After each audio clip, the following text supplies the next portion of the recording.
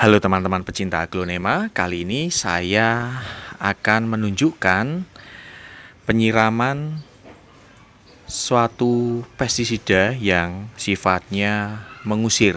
Jadi beberapa kutu setelah disemprotkan cairan tersebut, dia langsung lari terbirit-birit, ya kan, keluar dari pot.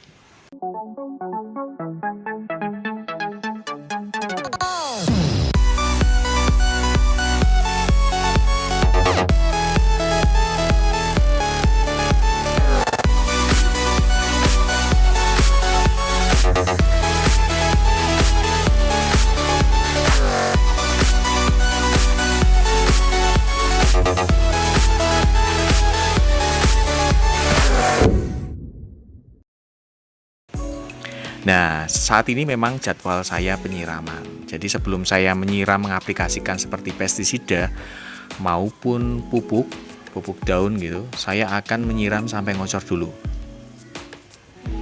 Penyiraman ngocor ini menggunakan air tanah ya, lalu dengan kepala kerannya itu yang bisa diatur misalnya ini semburannya menyebar tetapi tidak mengganggu atau tidak merusak tanaman aglonema yang masih kecil-kecil. Semburannya bisa diatur ya, tinggal kita yang mengaturnya, memencetnya jangan terlalu kencang-kencang gitu. Nah, di sini juga saya sudah jual loh di toko Shopee saya. Silahkan nanti langsung meluncur kalau kemarin pada yang tanya.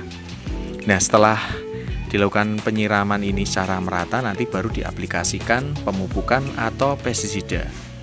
Untuk penjadwalannya, saya pernah membuat dasar-dasar pembuatan jadwal, mulai dari pengaplikasian pestisida seperti bakterisida, fungisida, virusida, atau insektisida, atau mungkin pupuk daun. Nah, itu saya sudah bikin jadwalnya, dasar-dasarnya seperti apa, teman-teman bisa menonton di episode 67. Baik, kita akan lanjut dulu ya. Kita akan melakukan penyiraman. Penyiraman ini saya lakukan karena beberapa waktu ini tadi saya sempat melihat di pot saya ini kok ada kutu atau serangga kecil yang kayaknya asik main-main di pot saya ya. Nah, makanya langsung saya aplikasikan penyiraman, dan memang saat ini pas sesuai dengan jadwalnya. Nah, mungkin ada yang suka dengan perawatan ketika terjadi serangan, misalnya serangan kutu atau serangan serangga, serangan ulat-ulat kecil dan sebagainya, itu menggunakan insektisida kimia. Nah, insektisida kimia itu memang sifatnya kimia ya, langsung membunuh. Sifatnya kimia, makanya langsung membunuh. Dia tidak lagi hanya mengusir tetapi langsung membunuh. Insektisida kimia ini kelemahannya adalah meninggalkan residu dan kurang ramah lingkungan karena tidak terurai, ya kan? Dan nanti kalau tidak diberikan secara selang-seling, nah, kutunya itu, serangganya itu bisa resisten atau kebal. Nah, itu kelemahannya. Nah, ini diserahkan pada masing-masing ya. Ada yang suka menggunakan pestisida kimia, ada yang enggak. Nah, saya sendiri juga akan menggunakan misalnya insektisida kimia itu kalau sudah parah sekali. Saya lebih memilih insektisida organik. Nah, yang kali ini saya akan ngobrol dulu. Insektisida ini berasal dari tanaman nimba. Tanaman nimba ini baik daunnya maupun bijinya itu memiliki senyawa aktif. Nah, senyawa aktif ini nanti setelah diolah itu bisa mengusir hama seperti kutu, ya, ulat-ulat kecil, serangga. Dia bisa ada di dalam media tanam dan sebagainya. Nah, senyawa aktif dari tanaman nimba ini yang diambil dari daun dan biji tanaman nimba itu, senyawa utamanya namanya azadirachtin. Dan senyawa-senyawa lainnya ada meliantriol, ada salanin, dan ada nimbin. Senyawa aktif dari tanaman nimba ini tidak membunuh hama secara cepat. Nah, ini berbeda dengan senyawa dalam pestisida kimia ya. Kalau kimia kan memang zat kimianya dibuat khusus, zat kimia ini membunuh secara cepat dan memang benar-benar membunuh. Sementara zat dari tanaman nimba ini justru dia itu lebih ke mengusir, ya kan? Namun tidak hanya sekedar mengusir saja.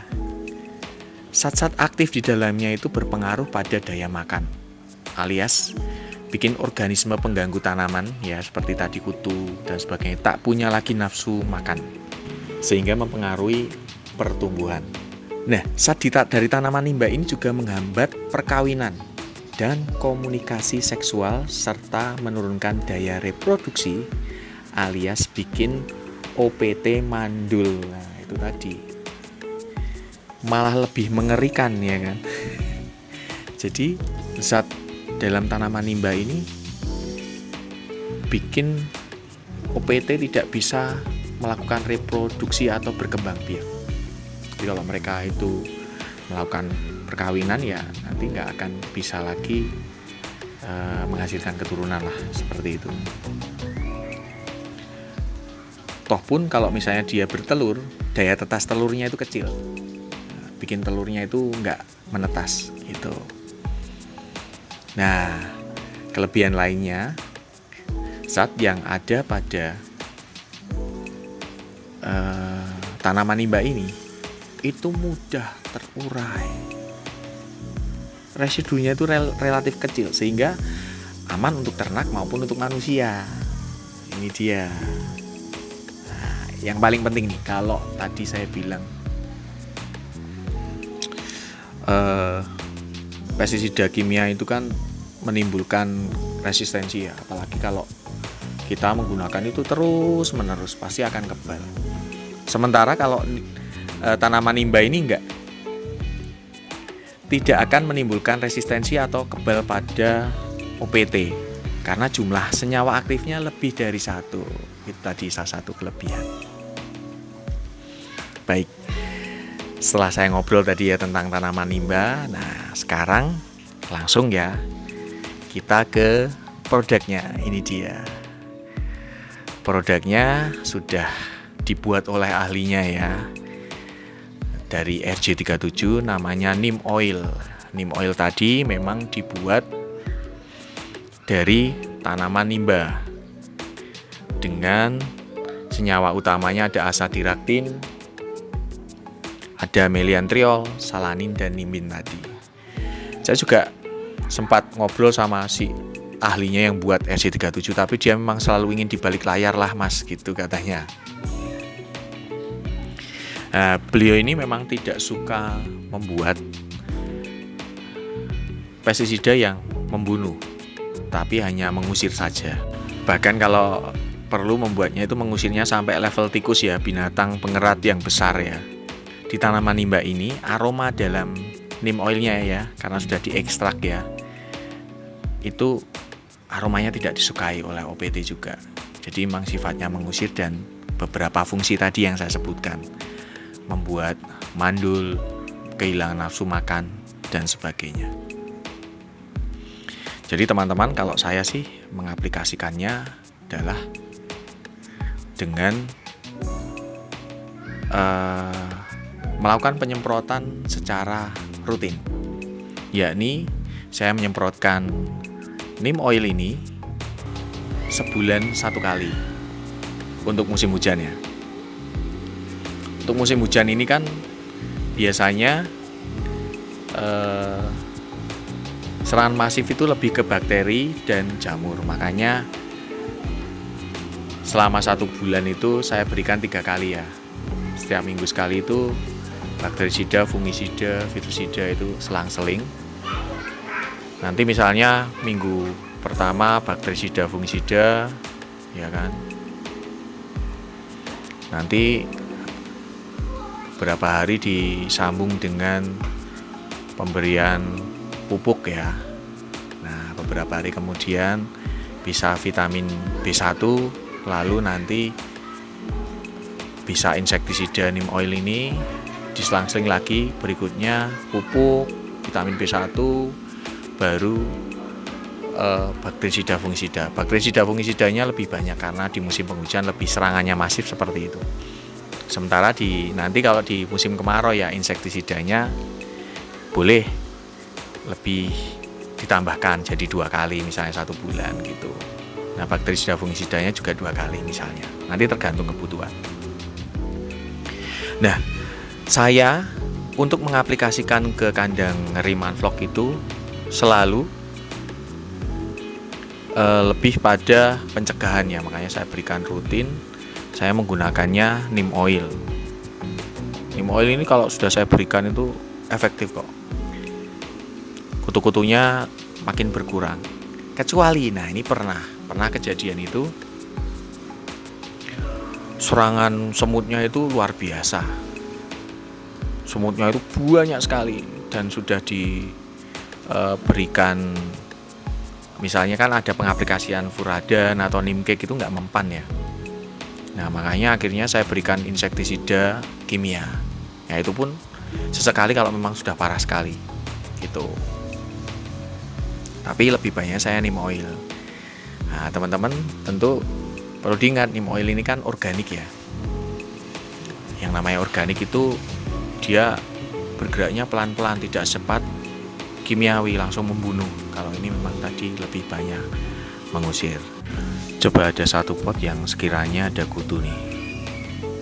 Nah, ada serangganya, saya semprot. Coba dilihat. Tuh kan jalan tuh. Lari dia, melarikan diri. Wah, jatuh ke bawah. Ntar, lari. Nah, kemudian sampai di bawah, nih lihat tuh, dia mencoba melarikan diri. Jadi memang cairan ini sifatnya mengusir. Ada lagi nih contoh yang lain. Ini juga tuh hewan kecilnya langsung lari terbirit-birit ya kan.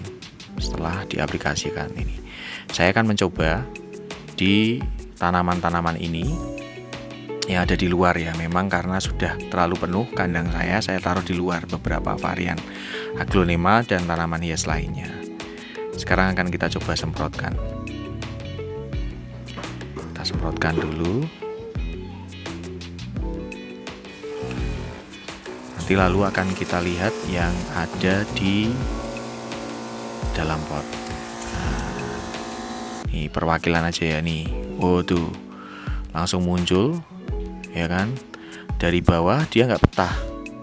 Nah, bertiga itu kayaknya bersahabat itu ya. Bersahabat dia keluar. Masih bisa jalan santuy. Masih bisa jalan santai dia. Nah, ini contohnya ya.